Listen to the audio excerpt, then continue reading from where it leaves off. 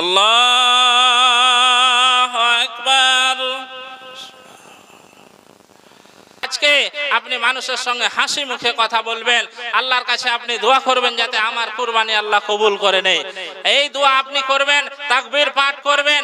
আজকে এবং কাল এবং পরশু এই 3 দিন কিন্তু কুরবানি দেওয়া চলবে। আজকে যদি কোনো মানুষ কুরবানি দিতে না পারেন কোনো অসুবিধার কারণে, আপনি কালকেও কুরবানি দিতে পারবেন, পরশুও দিতে পারবেন। এই 3 দিন আপনার জন্য সময় আছে। আমরা এই 3 দিন তাকবীরটা বেশি বেশি করে পাঠ করব।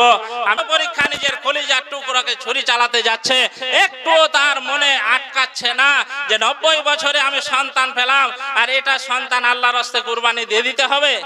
একবারের জন্য তেনার মন আটকায়নি, যেহেতু আল্লাহর হুকুম পালন করতেই হবে। আমি বেশি লম্বা খুতবা করছি না, অনেক কুরবানির ব্যাপারে 3 সপ্তাহ থেকে আলোচনা হচ্ছে, আপনারা শুনেছেন।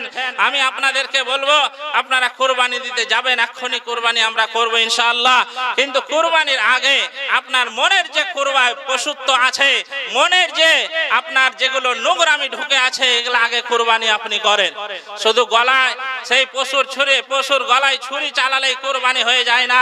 কুরবানি প্রত্যেক বছর আসে শিক্ষা দেওয়ার জন্য, সেই শিক্ষা আমাদেরকে গ্রহণ করতে হবে। আমি এতদিন নামাজ পড়ি না, আজ থেকে নামাজ পড়বো। আমি এতদিন অন্যায় করেছি, আজ থেকে অন্যায় ছেড়ে দিলাম। আল্লাহ এই তোমার হুকুমের পশুর গলায় ছুরি চালাতে সময় আমি আমার যেগুলো পশুত্ব আছে আমি সেইগুলোতে ছুরি চালিয়ে দিলাম, আজ থেকে আমি ভালো হয়ে গেলাম। এই নিয়াত নিয়ে আপনাকে কুরবানি করতে হবে। আপনি কুরবানি এক্ষুনি আমরা যাব কুরবানি করতে, তার নিয়ম কানুন কিছু আছে, আমরা অনেকেই ভুল করে থাকি। আপনি একটু ভালো করে শুনুন। যারা পশুর গলায় ছুরি চালাবেন তাদেরকে বিশেষ করে বলছি, ছুরি চালানোর আগে আপনি ছুরিটা আগে ধার দেন, ভালো করে ছুরি ধার দেবেন। অনেকেই ছুরি ভালো না ধার দিয়ে পশুর গলায় চালানো হয়, পশুর দম যেতে অনেকক্ষণ সময় লাগে, পশু কষ্ট পায়, এটা নিষেধ করা হয়েছে।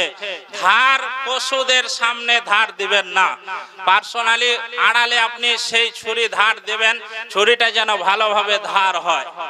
তারপরে কুরবানি নিজে করা সুন্নাত। আল্লাহ রাসূল সাল্লাল্লাহু আলাইহি ওয়াসাল্লাম নিজে হাতে তিনি কুরবানি করেছেন। আমরা অনেক মানুষ আছি যে কুরবানি করতে সাহস পায় না, ভয় পায়, যে দোয়া মনে হয় ভুল হয়ে যাবে। কিসের দোয়া আপনার? বিসমিল্লাহ আল্লাহু আকবার বলে চালিয়ে দিলে অন্তরের মালিক আল্লাহ, আপনার গোশত আপনার রক্ত আল্লাহ রাব্বুল আলামিন নেবেন না, এটা আপনাকে বলা হয়েছে। লা ইয়ানালাল্লাহু লুহুমুহা ওয়ালা দিমাহুহা ওয়ালাকিন ইয়ানালুহুত তাকওয়া মিনকুম। আল্লাহ তাকওয়া দেখছেন, আপনার অন্তর কি আছে। আপনি আল্লাহর নামে বিসমিল্লাহ আল্লাহু আকবার বলে ছুরি চালালে আপনার কুরবানি হয়ে যাবে ইনশাআল্লাহ। অতএব আপনি ভয় করবেন না, নিজের কুরবানি নিজে করার চেষ্টা করুন। কোন মানুষের যদি হার্ট দুর্বল থাকে, যে না আমি রক্ত দেখলে আমার শরীর ভালো খারাপ হয়ে যায়, তাহলে আলাদা কথা। কিন্তু যিনারা পারবেন নিজের পশু নিজে কুরবানি করবেন, কুরবানি করার আগে আপনার পশুকে পশ্চিম দিকে আপনার মুখ করতে হবে, এটা আমরা সবাই জানি। এবং পশুকে কুরবানি করার সময় যেন খাদ্যনালী ভালো করে কেটে যায়, 2 সাইডে 2টা চিকন রগ আছে, এটাও যেন কেটে যায়। আমরা অনেক মানুষ এখানে ভুল করে, যেটা আপনি ভালো করে শুনেন, যেটা আমরা ভুল করি, কুরবানি করার পরে ওই চাকু ধরে হলকুমে আমরা এরকম করে ঘোঁচা দিই না, একবারে কঠোর ভাবে এটা নিষেধ। কঠোর ভাবে এখানে কোনো ছুরি ঘোঁচা দেবেন না। দেখা গেল যে আপনার কাটার কারণে পশু মারা যায়নি, ওই ঘোঁচা দেওয়ার কারণে পশুটা মারা গিয়েছে, ওটাকে তখন কুরবানিতে ধরা হয় না, ওটা জবাই ধরা হয় না, ওটা আত্মহত্যাতে চলে যায়। অতএব আপনারা যারা ছুরি চালাবেন, ছুরি ভালো করে ধার দিয়ে আপনি গলাতে পেঁচান, জায়গা মতন যেখানে দেওয়ার সেই জায়গাতে আপনি ভালো করে পেঁচান। 2 সাইডের রগ এবং এই কণ্ঠনালী খাদ্যনালী এটা যদি কেটে যায় তাহলে অটোমেটিক সে কুরবানি হয়ে যাবে, জবাই হয়ে যাবে। অনেক সময় আমরা দেখে থাকি জবাই করার পরে মানুষ দম ঠিক মতন যায় না, রগ কেটে দিয়ে পায়। খবরদার এটা করবেন না। এটা আল্লাহর রাস্তে আপনি কুরবানি দিতে চলেছেন, রগ কাটার গলা কাটার পর কিছুক্ষণ রাখবেন, যখন দেখবেন যে হ্যাঁ দম চলে গেছে, শেষ হয়ে গিয়েছে, তখন আপনি চামড়া ছাড়াবেন, আপনি পায়ের রগ কাটবেন। এগুলো আপনি অবশ্যই আপনারা ভুল করবেন না। আল্লাহর রাস্তে আপনারা কুরবানি দিতে চলেছেন, যাতে সঠিকভাবে হয় কুরবানিটা, এটা আপনাকে মাথায় রাখতে হবে। তারপরে কুরবানির মাংস আল্লাহ রাব্বুল আলামিন বলেছেন তুমি খাও এবং খাওয়াও। পাড়া প্রতিবেশী অভাবগ্রস্ত যারা লোক আছে তাদেরকে আপনি দেন, আপনি জমা রাখেন। তিনটা কথা এখানে এসেছে। তাহলে অনেকে এই বছরে যে হিসাবে ফ্রিজ বিক্রি হয়েছে মানে অন্য কোনো বছরে হয়নি। ফ্রিজ প্রচুর মানুষ কিনেছে। আপনাকে আমি নিষেধ করছি না ফ্রিজে মাংস রেখে খাওয়া যাবে না, এটা কথা নয়। এমন না হয় যে আপনার বাড়ির পাশে কুরবানি দেয়নি, তার বাড়িতে মাংস পৌঁছায়নি, আপনার ফ্রিজ ভর্তি হয়ে গিয়েছে, এটা কিন্তু চলবে না। আপনার আশেপাশে আপনার পাড়া প্রতিবেশী কারা কুরবানি দেয়নি তাদের বাড়িতে আপনি মাংস দেন। আল্লাহ রাব্বুল আলামিনের আদেশ, আল্লাহ রাসূল বলেছেন তুমি খাও এবং অভাবগ্রস্ত লোকদেরকে, পাড়া প্রতিবেশীকে, যারা আত্মীয় স্বজন আছে তাদেরকে হাদিয়া পাঠাও। আত্মীয় স্বজন যারা তাদেরকে হাদিয়া দিতে বলা হয়েছে। অতএব দেখবেন যে আপনার বাড়ির আশেপাশে সবাই কুরবানি দিচ্ছে, কোনো অসুবিধা নেই। আপনি সেই মাংস 1 বছর কেন 2 বছর আপনি ফ্রিজে রেখে খেতে পারেন, অসুবিধা নাই। কিন্তু এমন দেখা যাচ্ছে যে পাড়াতে অনেকেই কুরবানি দেয়নি, তাদের বাড়িতে আপনি মাংস না দিয়ে ফ্রিজে আপনি ভরে রেখেছেন, ফ্রিজ নতুন কিনে রেখেছেন ভরার জন্য। এটা কিন্তু চলবে না, এটা লক্ষ্য রাখবেন।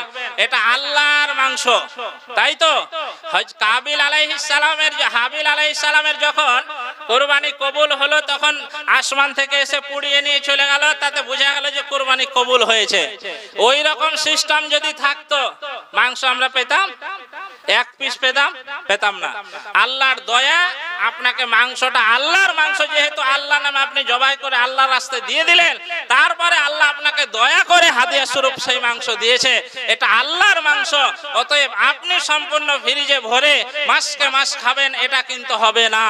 আপনি পাড়া প্রতিবেশীকে অবশ্যই লক্ষ্য রাখবেন যাতে করে সবারই বাড়ি মাংসটা পৌঁছে যায়। আপনি আজকে কুরবানি দিয়েছেন, আপনার বাড়িতে খাসি জবাই করার সঙ্গে সঙ্গে 1 কিলো মাংস আপনি টট করে বের করে নিলেন, বাড়িতে রান্না হয়ে আগে ছেলে পিলে নিয়ে খাচ্ছেন। কিন্তু একটা পাশের বাড়িতে তারা কুরবানি দেয়নি, তার বাড়িতে 12টার সময় আপনি মাংস দিয়ে এলেন, তারও তো ছেলে পিলে আছে। এইগুলো আপনাকে লক্ষ্য রাখতে হবে। প্রত্যেকেই যদি আমরা এগুলো লক্ষ্য রাখি, অবশ্যই আমাদের আনন্দের দিন যেহেতু আল্লাহ রাব্বুল আলামিন দিয়েছেন, আমরা এইভাবে আনন্দ আজকে উপভোগ করব। কোনো ঝগড়া ঝাঁটি আজকে আমরা করব না। কোনো মানুষের সাথে মনোমালিন্য থাকলে আজকে আপনি তাকে সালাম দেন। ঈদের দিন, আজকে খুশির দিন, আজকে কোন রকমের আপনার দ্বারাই যেন অন্যায় না হয়, আপনার দ্বারাই যেন কোন রকমের আজকের দিনে ভুল না হয়। আজকে আপনি মানুষের সঙ্গে হাসি মুখে কথা বলবেন, আল্লাহর কাছে আপনি দোয়া করবেন যাতে আমার কুরবানি আল্লাহ কবুল করে নেয়। এই দোয়া আপনি করবেন, তাকবীর পাঠ করবেন। আজকে এবং কাল এবং পরশু এই 3 দিন কিন্তু কুরবানি দেওয়া চলবে। আজকে যদি কোনো মানুষ কুরবানি দিতে না পারেন কোনো অসুবিধার কারণে, আপনি কালকেও কুরবানি দিতে পারবেন, পরশুও দিতে পারবেন। এই 3 দিন আপনার জন্য সময় আছে। আমরা এই 3 দিন তাকবীরটা বেশি বেশি করে পাঠ করব। আমি খুতবা শেষ করছি, অনেক বলার কথা আছে, কিন্তু এটা ঈদের মাঠ, আমরা যেহেতু একটা পবিত্র কাজ করতে যাব, সময় নষ্ট করে আমাদের এখানে ঠিক হবে না। ইনশাআল্লাহ বক্তব্য চলতেই থাকবে। প্রত্যেক জুম্মাতে আমরা খুতবা শুনছি। আপনাদেরকে শেষ অনুরোধ করব, গজদর পাড়ার মানুষ, আপনারা দয়া করে 5 ওয়াক্তের নামাজ আপনি পড়ুন।